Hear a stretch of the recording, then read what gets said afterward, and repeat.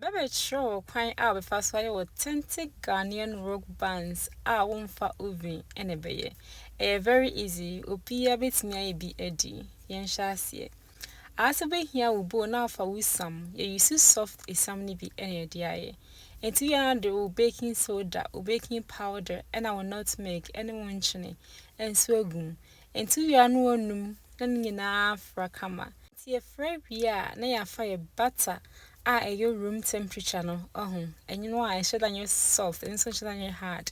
Na ye dia tum ni mixing ni na afra isam no na afra kama enti efra na sei e na wo se eye enti afra wie no no fe de wafa na de si nchen enti ahanso eye baking tray you be greasing with leftover butter kakra na cow no boa say wo to pie na enkeka wom do me use non-stick baking tray enso okay enti ase ye fa another bowl near the milk egum bit me use evaporated milk enso gae near the sea tray enso aka ho ye wi near the vanilla extract and ase pineapple flavor kwa na benya na de enso aka ho wi no num ni nyina manafra kama enti ha ye be ka ni mienu nyina bom na ya mix it afra na be do but Miss Rawa make sure say we begum kakra no mixing enye too hard do no so mixing kakra sa coffee say ni be fry ice no wapa e ni na follow steps ni na kama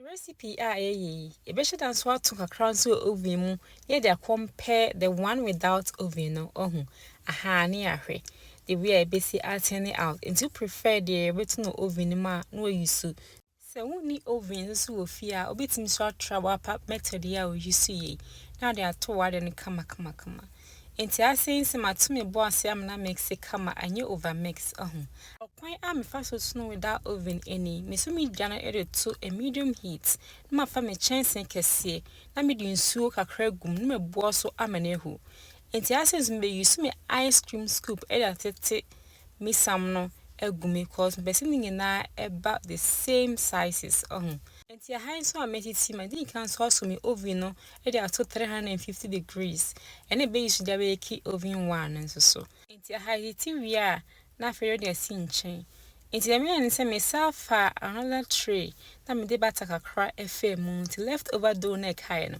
and no and am dey good tray you see enti high say me nsu na dey ehu enti ni abere say wo be fa na wo de asim sei pepe se do wapa no enti e de heat no ena de bebe kisa rock buns enti you no bua so no bake remaining ones nso e oven nim enti e set a time to 20 minutes enti high so wo hwa atune bua se e bake ne kama de man ye fe ye nwa afra ne se unsa adi training so 18 fifre pa enso so engu rock buns ni so yeah enti since my main sure kwa me fa so abehun se aben for toothpick na se unya ba kakra bi etia bia na da wo mfimfini mu watwe so wotwe so do nsa fa ho na hu se dry na che se aben enti esi se aben te betua me nesi wo amonadwo enti wa wo hwa sei ena ye we ye de me bake without oven no I so soft. It's so very crispy pa. Me say come pa auntie. We am de gu masankem kama. Ena de me baking in oven im so no. Say ena ye. Enti we ni na compare the red one no atwisu. But we say come pa sa rock buns yet say enuanom a omo ton fan yogurt no fan milk no. De we a almost see your rock buns and pep.